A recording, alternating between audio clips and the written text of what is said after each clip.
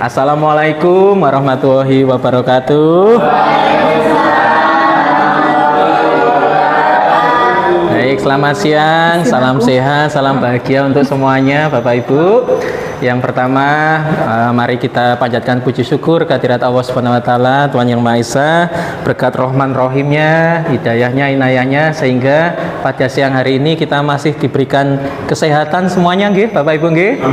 Nggih, diberikan semangat Bapak Ibu. Kita niatkan hari ini untuk tolabul ilmi, ya, mencari ilmu.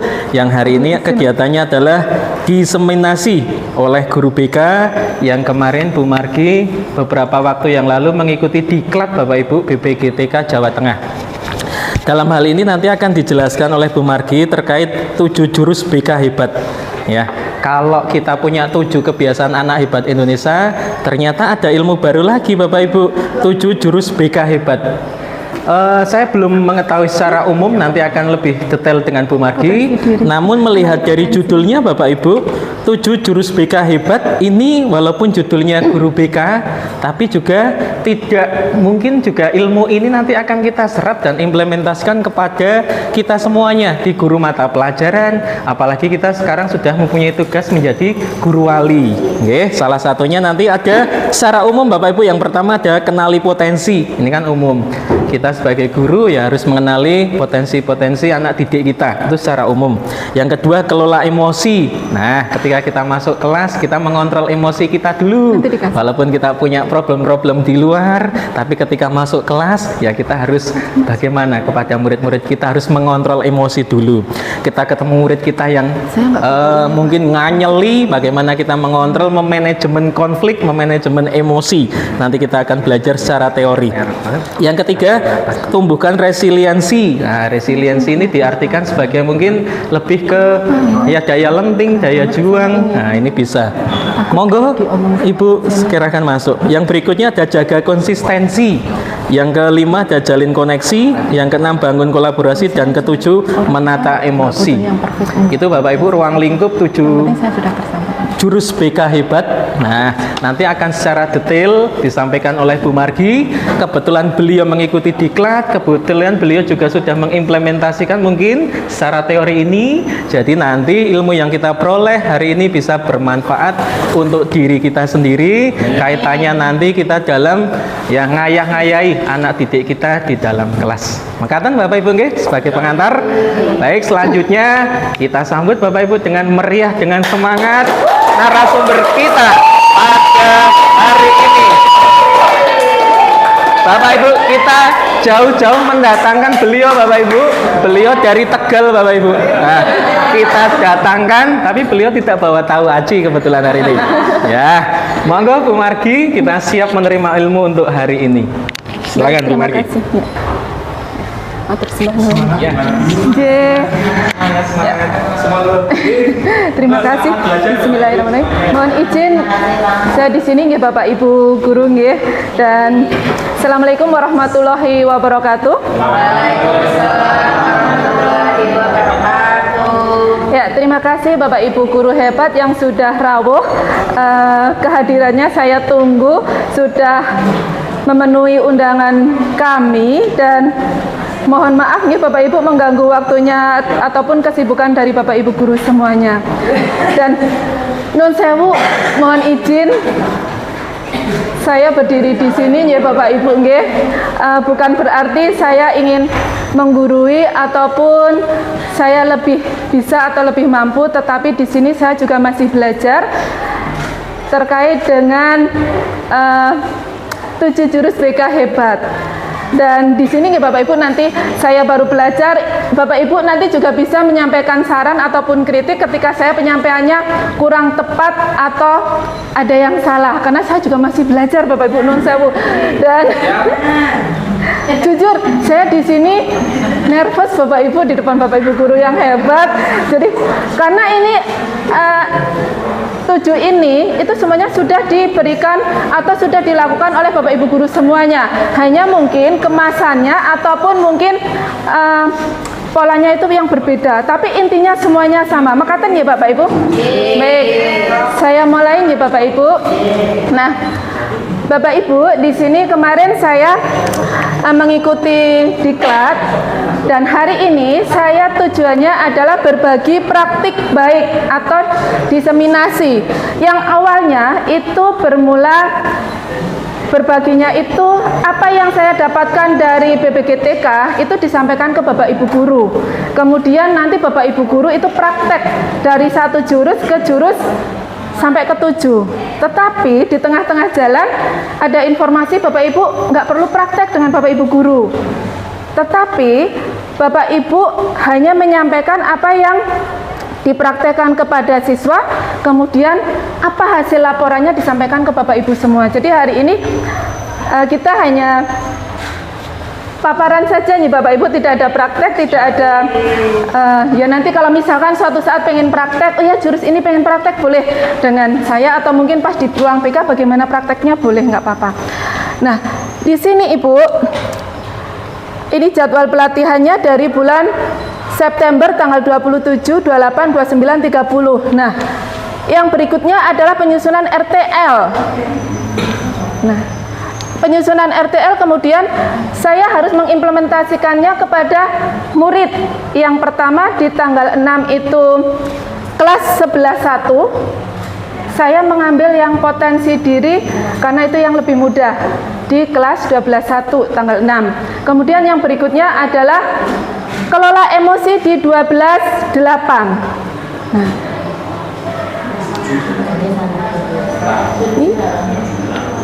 nih. Kemudian berikutnya saya pelaporan, ini mengikuti Zoom. Pelaporan itu setiap kegiatan harus dilaporkan di LMS. Nah, hari ini tanggal 31 itu saya mendapatkan jatah. Sebetulnya saya ingin di hari Jumat kemarin, tetapi karena ada kesibukan dan lain sebagainya, kemudian di Zoom itu juga kemungkinan ada didatangin dari pendamping Fasnas, akhirnya saya ngalah, ya sudah, saya tetap sesuai dengan jadwal tanggal 31. Tadi pagi jam 5 saya dapat kabar di grup semua kegiatan pelaporan, daftar hadir, undangan, dan PPT, semuanya video diunggah ke YouTube dan lain sebagainya hari ini terakhir. Makanya saya juga agak mengejar waktu ini nggih Bapak Ibu, non sewu. Nah, ini Bapak Ibu 7 jurus BK hebat, bimbingan tepat generasi hebat. Yang pertama tadi sudah disampaikan oleh Bapak Andi, potensi diri, kemudian kenali emosi, tumbuhkan resiliensi. Ini adalah daya lenting ya Bapak Ibu. Nah, jaga konsistensi, kemudian jalin koneksi, bangun kolaborasi, yang terakhir adalah menata situasi. Bapak Ibu guru yang hebat, di sini ada 5, itu ranahnya adalah kepada siswa atau murid. Tetapi yang 2 ini adalah ranahnya kepada Bapak Ibu guru ataupun warga sekolah semuanya. Baik nanti kolaborasi dengan warga masyarakat, warga sekolah, dan mungkin terkait dengan Dudi kalau itu di SMK nggih, seperti itu. Judulnya memang jurus BK hebat nggih. Tetapi di sini nanti ada wali kelas, guru wali, kemudian ada guru non BK ataupun guru mapel. Nah, di situ kenapa harus diseminarkan atau mungkin berbagi praktik baik kepada selain BK? Kemarin juga sempat, kenapa sih tidak harus BK saja? Tapi ternyata ini adalah saling melengkapi, bersinergi. Ya, mungkin di dalam konselor itu lebih ke psikologi, ke PSE dan lain sebagainya. Tetapi kita saling membantu, saling mengisi terkait dengan bagaimana pengembangan murid secara optimal. Mungkin secara skill ataupun non skill. Nah, seperti atau soft skill gitu nih Bapak Ibu. Ini nggak perlu. Nah, konsepnya yang pertama nih Bapak Ibu, potensi diri. Ini kalau dikupas atau mungkin satu buku itu sebetulnya nggak cukup. Ini saya hanya ngambil sedikit saja terkait dengan potensi diri. Itu jelas Bapak Ibu juga sampun perso nggih. Potensi diri kan Potensi diri itu ada kecerdasan majemuk, ada tes TPA, dan kecerdasan majemuk pun itu ada banyak sekali. Di sini saya nanti mengambil yang gaya belajar karena yang saya anggap paling gampang dan paling mudah. Nah, potensi diri terkait dengan ini keterampilan kecerdasan majemuk itu nanti banyak sekali, ada 8 atau berapa yang harus saya praktekkan. Mengingat karena BK hanya 1 jam, kemudian anak juga nggak mungkin mempraktekkan, saya pilih yang paling enak, gaya belajar. Ini yang potensi diri. Nah, kenali karir itu juga ya nih. Ini banyak sekali nanti Bapak Ibu untuk sub-subnya terkait dengan kecerdasan majemuk. Nah, saya yang paling gampang ini nanti prakteknya yang gaya belajar. Nih, karir masa depan, apalagi kalau di SMK ya, ini sangat diperlukan. Nih. Kita lanjut ya Bapak Ibu biar cepat selesai. Yang kedua adalah PSE, nah, pembelajaran sosial emosional. Di sini yang dipelajari adalah konsep sel, itu seperti apa. Kemudian ada 5 kompetensi sel. Ada juga EMC tuh. Bu Margi nggak bisa apa ya? Saya nggak bisa ngomong bahasa Inggris, mohon maaf. Oh ya. Dalam pembelajaran ini sebetulnya empati, kemudian mindful, kemudian compassion, kemudian yang terakhir adalah critical inquiry kalau nggak salah itu. Jadi kemudian kalau 5 kompetensi sel Bapak Ibu sampun perso, ada kesadaran diri, ada mengambil keputusan secara bijak dan seterusnya. Kemudian kolaborasi dengan Bapak Ibu guru non BK ataupun lainnya. Ini juga peta emosi, ini salah satu dari roda pilihan yang saya buat kemarin praktek dengan kelas 12-8. Nih. Kita lanjut. Daya lenting. Nih. Resilience sekarang kan lagi booming daya lentingnya bagaimana, kemudian oh ya daya juang anak seperti apa sih gitu, seperti itu. Ini sebetulnya ketika di sana juga seperti pendekar, Bapak Ibu pendekar dan seterusnya begitu, yang Fasnasnya menyampaikannya seperti itu. Ketika lulus 1 jurus dikasih 1 kartu, kemudian begitu lulus lagi dikasih 1 jurus lagi, dikasih kartu lagi. Nah seperti itu. Daya lenting atau resiliensi adalah kemampuan untuk bangkit kembali setelah menghadapi kesulitan atau kegagalan atau tidak pernah menyerah, ngeten Bapak Ibu guru. Jadi ketika anak-anak kita biasanya apalagi Genji gitu ya, mendapatkan respon biasanya udah mengeluh, kemudian sudah capek atau bagaimana. Nah, ini bagaimana kita bisa meningkatkan daya lenting anak, di situ kita sangat diperlukan. Nah, nih dengan cara mungkin salah satunya dengan ubah kata atau ubah paradigma, fixed mindset dan growth mindset. Nah, ini contohnya, misalkan kesuksesan. Saya bisa belajar sukses jika punya bakat. Nah, tetapi di sini saya bisa sukses dengan berusaha. Beda tipis nih Bapak Ibu. Dan ini kritik. Saya sakit hati, tetapi yang punya tumbuh kembang itu akan terima kasih. Saya akan memperbaikinya. Mekatan jadi Bapak Ibu. Ya, growth mindset itu seperti itu. Oke. Nah, jaga konsistensi. Ini juga sebetulnya sudah sering Bapak Ibu laksanakan ya Bapak Ibu nggih.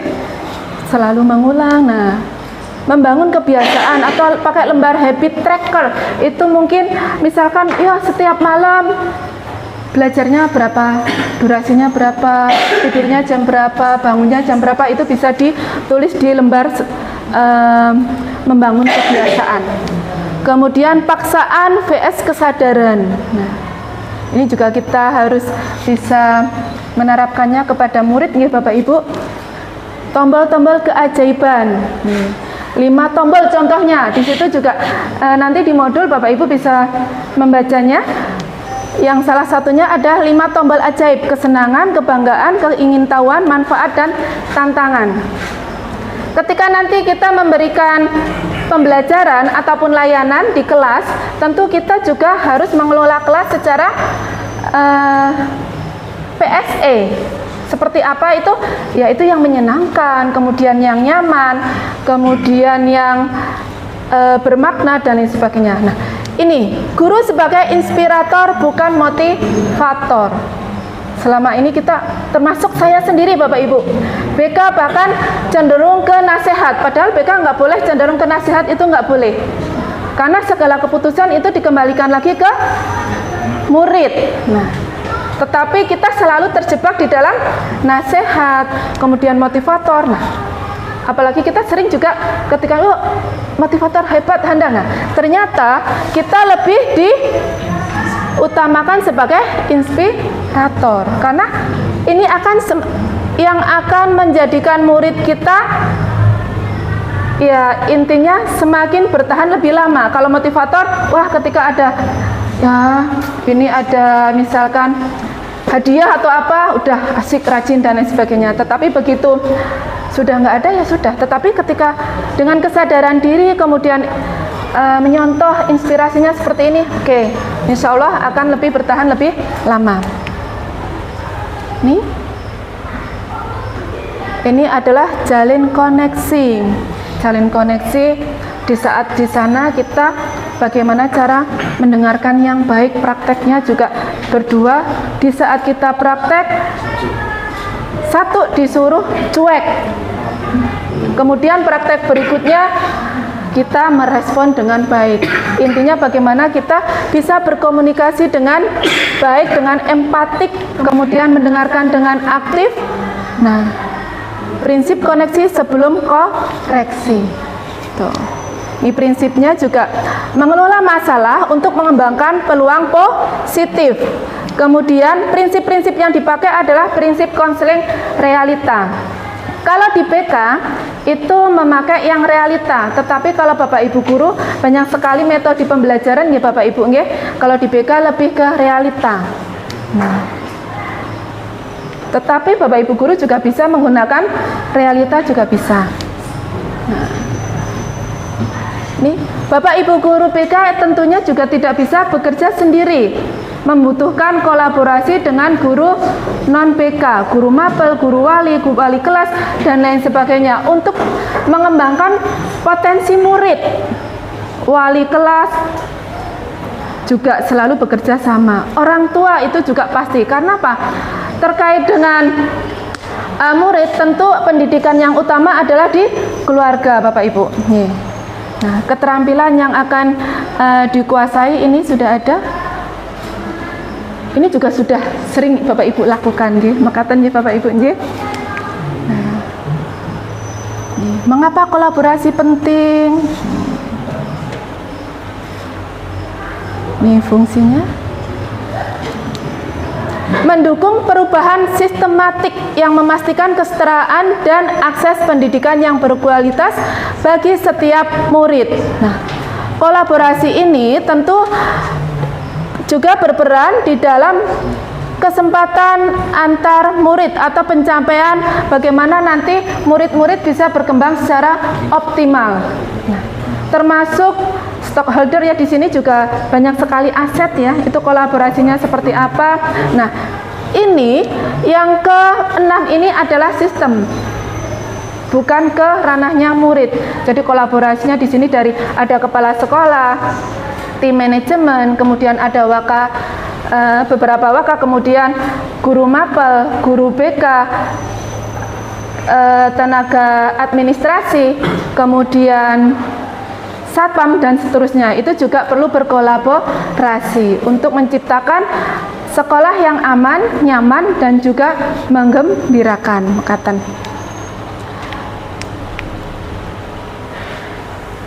Yang terakhir adalah menata situasi, menciptakan iklim yang aman, nyaman, dan menggembirakan. Ini juga sistem lagi yang 2. Jadi 7 itu adalah sistem. Kemarin prakteknya bagaimana ketika ada respon, kemudian ada masalah, ancaman, reaksi dan seterusnya. Itu kita yang prakteknya seperti itu nggih Bapak Ibu nggih. Yang pertama konsepnya menganalisa 5 unsur dari berpikir sistem. Yang kedua mengenali ancaman, kerentanan, kapasitas dan mengurangi resiko. Kemarin ketika kita bermain praktek kartu itu apa sih yang mau dibuang, ancamannya atau kerentanannya? Ya akhirnya yang kita buang adalah ancaman dulu supaya tidak terjadi ataupun supaya kuratifnya hilang, nggak ada seperti itu. Pencegahan dulu daripada kuratif, makatan Bapak Ibu. Nah, ini adalah resiko, ini ancaman kali rentan. Anak-anak yang mendapatkan ancaman, kemudian yang rentan putus sekolah ataupun yang rentan melakukan hal-hal yang kurang baik, misalnya suka merokok dan lain sebagainya, itu kemudian kapasitasnya seperti apa? Di sini adalah kesadaran, kebijakan, fasilitas, praktik baik. Seperti apa? Tuh. Ini adalah rumusnya. Nih. 7 jurus BK hebat. Ini sedikit saja yang ada di modul. Kalau kita kupas semuanya ya banyak, nanti saya share modulnya saja. Ini kemudian di hari terakhir tanggal 30 membuat RTL. Kemudian pulang tanggal berikutnya harus sudah bertanda tangan oleh kepala sekolah. Lanjut di hari berikutnya saya harus mengimplementasikan OJL tersebut kepada murid. Saya hanya milih yang pertama adalah kenali potensi, yang kedua adalah kenali emosi, kelola emosi. Kenapa? Karena itu yang paling mudah yang saya pikir dari waktu kepada anak-anak. Kemudian saat ini juga sedang sibuk dengan TKA dan lain sebagainya. Kemudian saya pun berkolaborasi ini dengan yang kelola emosi. Sebetulnya dengan STP2K, kemudian dengan guru PJOK saya minta tolong dengan Pak Prima, tetapi juga kurang maksimal. Kenapa? Karena harusnya itu butuh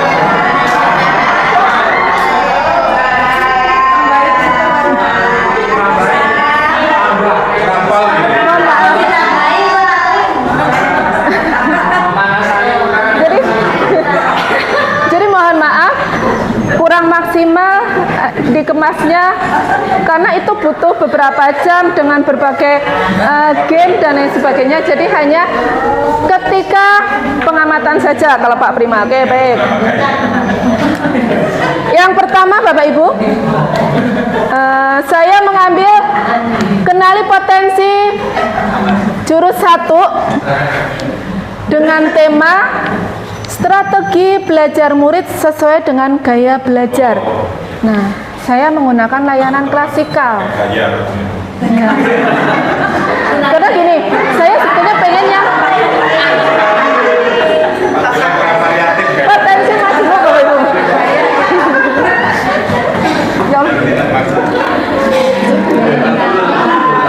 Saya berkeringat Bapak Ibu, mohon izin saya kegetan.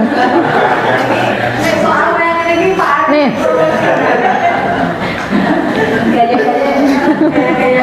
Ketika saya pengen mengambil yang potensi majemuk, itu butuh waktu yang lebih lama. Yang lebih simpel adalah memang gaya belajar, makanya Bapak Ibu. Nih, di kelas 11.1 jam ke-8 ada 30 murid, alhamdulillah waktu itu nihil.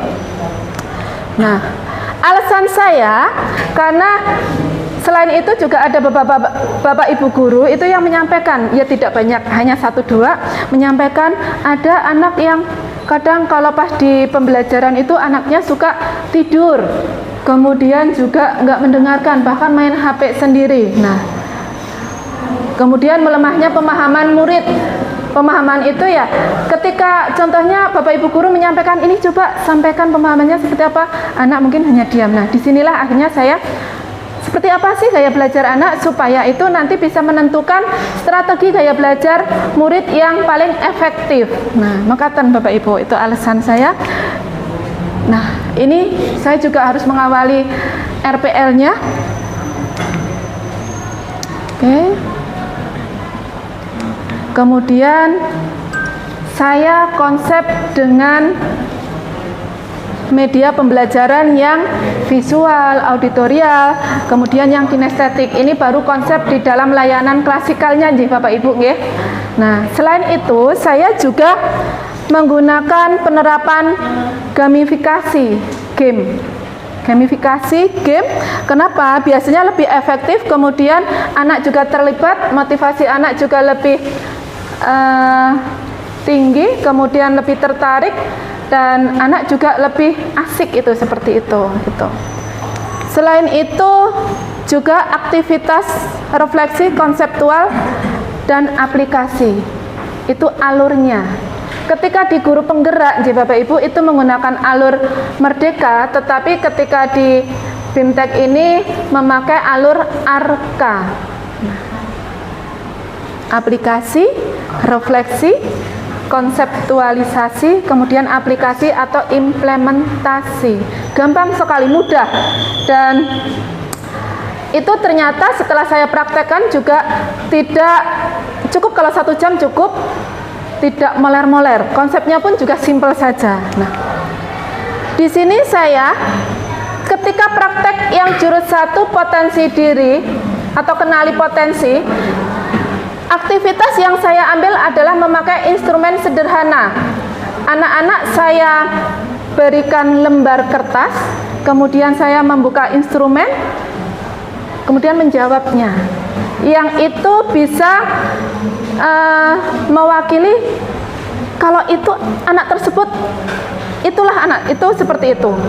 Atau saya juga mempraktekkan ketika siapa yang memakai baju dikeluarkan, maju 1 langkah. Nah, itu juga ya, oke. Berarti apa yang ada dalam pertanyaan, instrumen, ataupun apa yang saya sampaikan, itu yang mewakili ciri-ciri anak tersebut. Itu yang instrumen sederhana.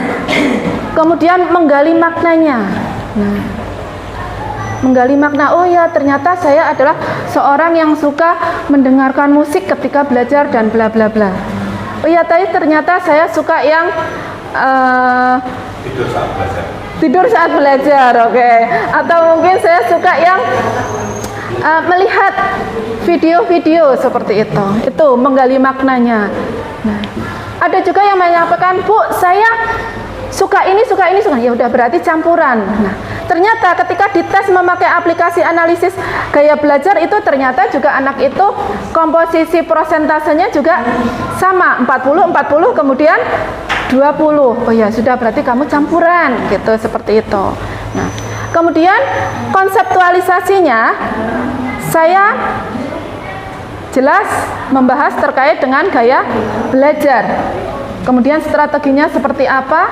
Nah, di situ anak-anak sudah mulai memahami, oh ya, saya ternyata gaya belajarnya begini. Makanya saya suka sambil mendengarkan musik, atau mungkin saya suka praktek karena kinestetik, iya betul. Nah, praktek langsung. Di sini, oh, Pak, Bu, saya seperti ini, langsung seperti ini. Nah, nih gaya belajarnya. Dan aplikasinya saya hanya memakai yang sederhana juga.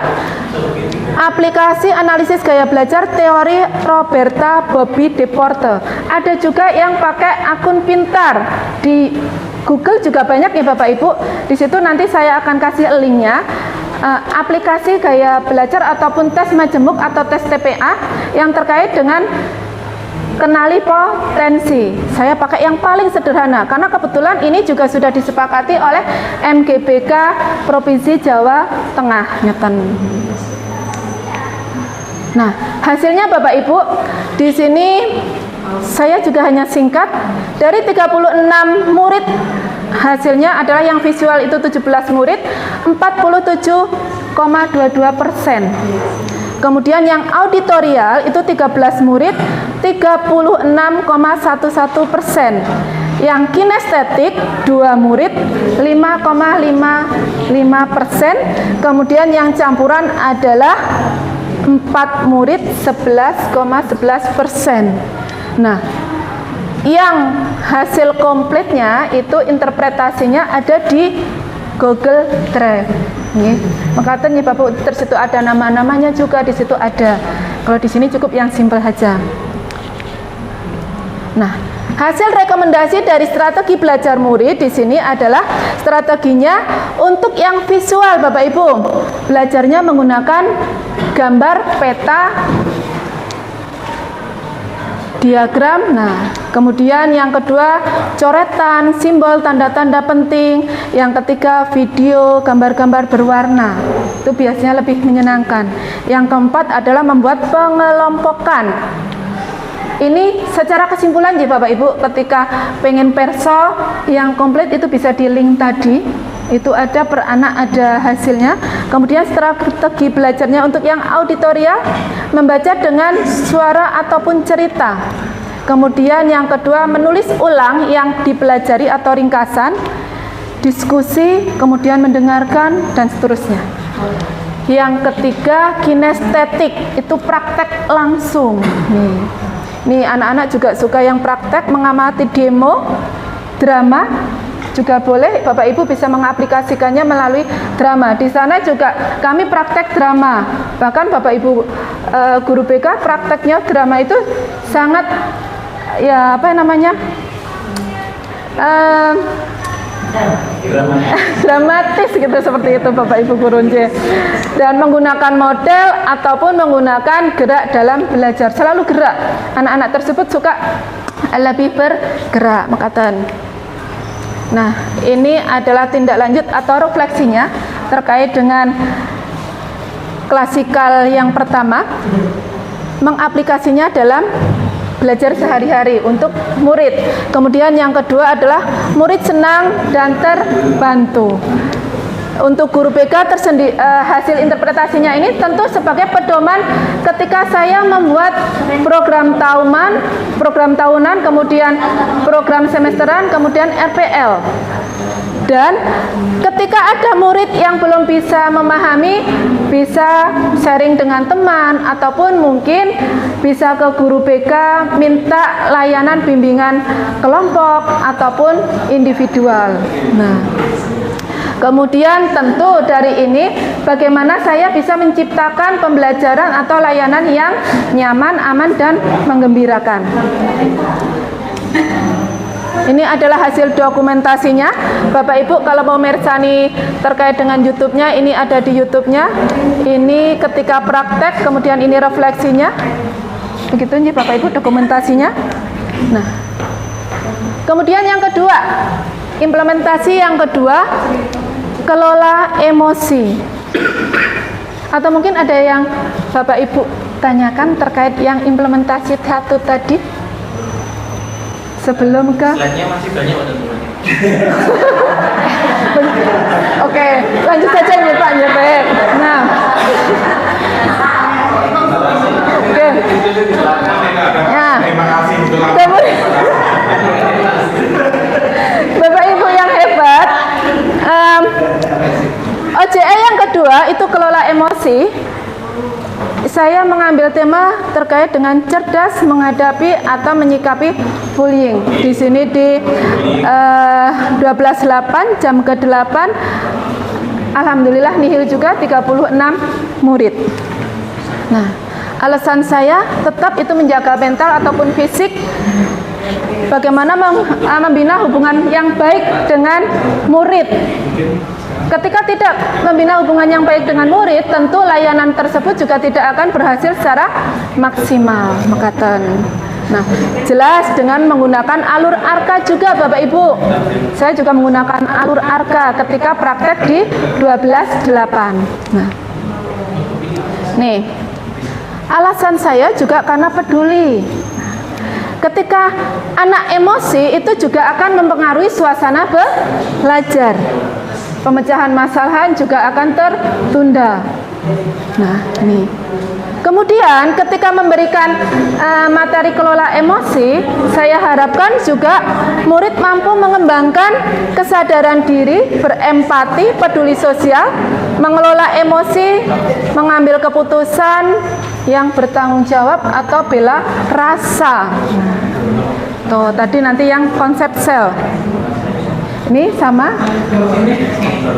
RPL nggih. Nah, alur arka yang saya buat seperti ini. Yang pertama adalah aktivitas waktu di kelas 12.8 saya menggunakan kertas emosi. Bapak Ibu sampun perso nggih kertas emosi nggih? Sudah pernah praktek? Belum. Baik. Boleh. Nah, kertas emosi di situ saya membagikan kertas yang masih bagus, masih polos, kemudian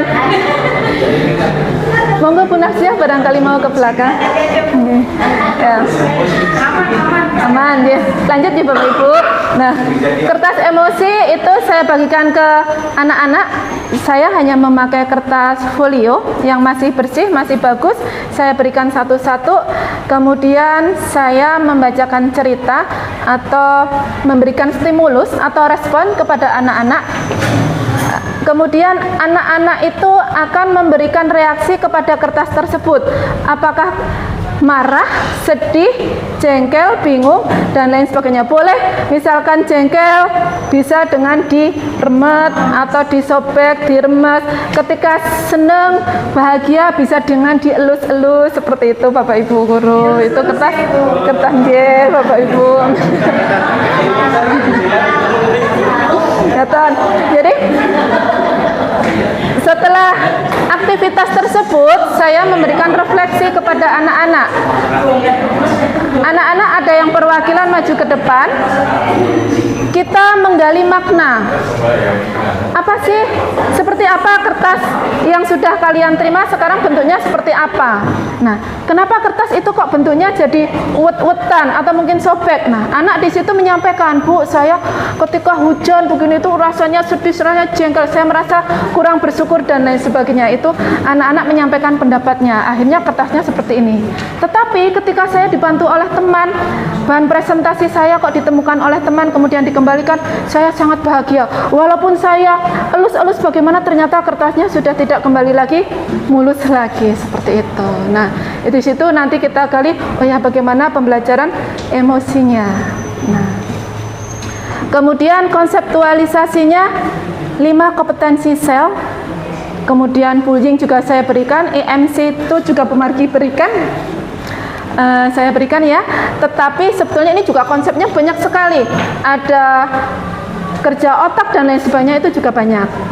Saya hanya singkat. Nah, kemudian aplikasi yang saya pakai atau mengimplementasikannya, saya hanya pakai tangan yang digenggam, yang namanya jeda dan memilih tindakan. Ketika kita mendapatkan respon atau stimulus yang itu intinya membuat kita marah, lebih baik kita jeda dulu nggih Bapak Ibu nggih. Kita jeda, kemudian kita berpikir, kita berdiskusi, ataupun mungkin supaya pikiran kita menjadi lebih tenang Bapak Ibu. Nah, ketika pikiran kita lebih tenang, insya Allah kita mengambil keputusan itu juga keputusan yang bijak dan bertanggung jawab. Nah, ini salah satunya. Kemarin ketika saya mempraktekkan roda pilihan, saya di sini. Anak saya beri kesempatan 2 pilihan. 2 pilihan bagaimana kalian ketika mendapatkan suatu hambatan atau suatu permasalahan, bagaimana kalian bisa menyelesaikannya. Apa yang kalian pilih? Ataukah mengabaikan? Ataukah mengurung di kamar, ataukah berdiskusi, ataukah memberi maaf dan lain sebagainya di sini. Kemudian anak berdiskusi. Nah, seperti itu Bapak Ibu. Ini roda pilihan. Sebetulnya ada lagi roda emosi, ada lagi yang terkait dengan sekilas terkait dengan pilihan-pilihan ini, termasuk yang penyelesaian masalah ini tidak hanya ini saja Bapak Ibu. Nanti Bapak Ibu bisa membuat yang lebih bagus lagi. Ada roda emosi, kemudian yang pakai awan, pakai matahari, atau mungkin emoji-emoji lain banyak sekali ya. Bisa dicetak yang stiker-stiker itu, kemudian setiap kali anak mendapatkan respon atau mendapatkan hambatan apa, silahkan emosinya seperti apa bisa ditempel dan lain sebagainya. Itu juga seperti itu bisa. Hasilnya Bapak Ibu dari identifikasi kompetensi sel, kertas emosi itu anak-anak ada yang bersemangat ketika berangkat sekolah, karena ceritanya itu juga pas berangkat sekolah. Kemudian mendengarkannya, ya ada yang sedih, ada yang bingung, ada yang takut. Takut karena ketika mau presentasi, bahan presentasinya nggak ada, hilang. Nah, kemudian stres, jengkel, jauh-jauh itu Mbak Trisa itu jauh kan dari Ngerapa, ketika mendapatkan hujan di pagi hari kemudian sudah terlambat, itu rasanya jengkel, stres dan lain sebagainya. Kemudian menyesal tadi, ternyata saya tadi sudah jengkel dengan si A, tapi ternyata kok dia baik hati dengan saya, menemukan bahan presentasi saya, akhirnya dia merasa menyesal dan seterusnya. Nah, ini roda pilihannya, ini juga sama. Dari roda pilihan nanti anak-anak bisa belajar terkait dengan berempati, kesadaran diri, peduli, kemudian komunikasi efektif, kemudian memberi jeda ataupun ruang, akhirnya bisa mengambil keputusan secara bertanggung jawab. Nah, ini adalah strateginya dan tindak lanjut sama Bapak Ibu Guru. Dari hasil tadi saya pakai untuk menyusun pembuatan program tahunan, semesteran, RPL, juga pelaksanaan klasikal di dalam kelas, yang tentu itu akan mewujudkan pembelajaran ataupun layanan yang bermakna ataupun meaningful, kesadaran penuh itu mindful, dan yang menggembirakan adalah joyful. Makatan Bapak Ibu, dan ini adalah refleksi saya dengan Pak Prima. Terima kasih Pak Prima sudah membantu.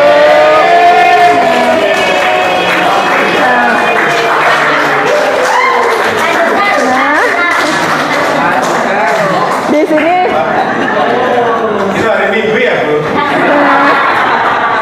Ini adalah dokumentasinya, ini link YouTube-nya, kemudian ini kertas emosinya, ini di saat refleksi, ini konsep, ini refleksi dengan kolaborasi dengan non guru BK, kemudian ini adalah roda pilihan yang saya pilih. Nah, sebetulnya saya pengen Prima, Bu. mohon maaf, kalau Pak Prima itu kan refleksi terkait dengan layanan klasikal di 12.8. Nah, ini saya ingin sekali nanti yang akan saya sampaikan di laporan saya terkait dengan refleksi kegiatan implementasi hari ini. Mohon Bapak Ibu bisa berkenan memberikan memberikan refleksi. Monggo perwakilan atas sinten.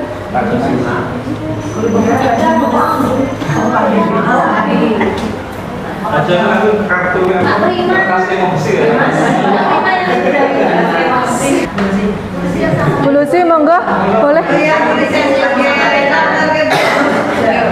Bu, bisa ke depan mungkin, bisa suaranya biar masuk. Monggo. Oke, monggo.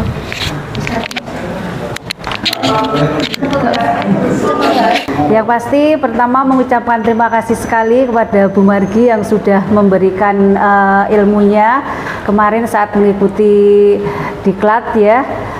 Dan dari saya sendiri ini karena saya BK sangat bermanfaat dan sangat menginspirasi. Harapannya juga seperti itu kepada Bapak Ibu Guru Mapel, karena di sini banyak sekali ilmu-ilmu baru yang kemarin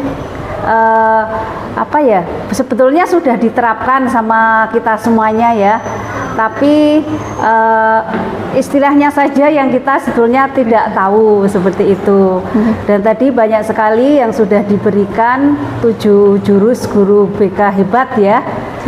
Yang pasti buat saya sendiri sangat sangat bermanfaat, memberikan saya banyak wawasan lagi terkait dalam memberikan pelayanan kepada anak-anak kita di SMA 2 tercinta ini. Dan sekali lagi sangat menginspirasi, insya Allah akan lebih saya pelajari lagi karena ilmunya dapat dari Bu Margi akan saya pelajari lagi untuk lebih meningkatkan pelayanan kepada para siswa. Seperti itu, ini dari saya pribadi. Ya. Terima kasih Bu Margi. Sama seperti yang dikatakan Bu Lucy, sangat tertata, strukturalnya bagus sehingga mudah ditangkap oleh saya khususnya, karena ternyata di BK ini kan banyak memberikan metode-metode dan cara-cara pembelajaran yang bagus sehingga kedepannya bisa kita terapkan di pembelajaran di kelas. Terima kasih. Matur sembah nuwun Pak Derajat atas refleksinya.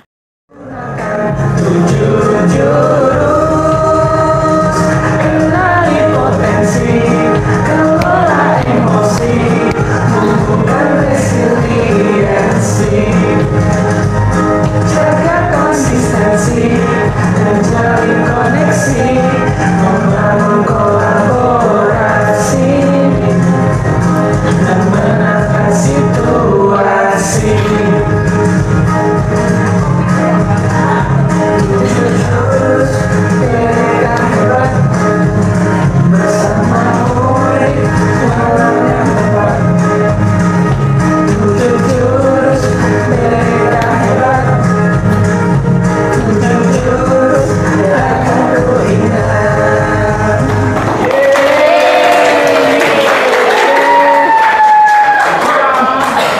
Monggo Bapak Ibu pinarak lagi, duduk kembali.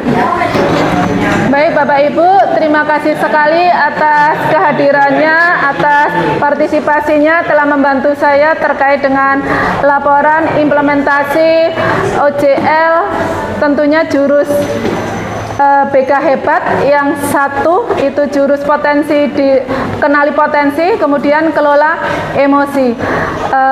Terima kasih sekali, mudah-mudahan harapan saya Bapak Ibu guru hebat selalu diberikan kesehatan, keberkahan dalam membersamai anak murid.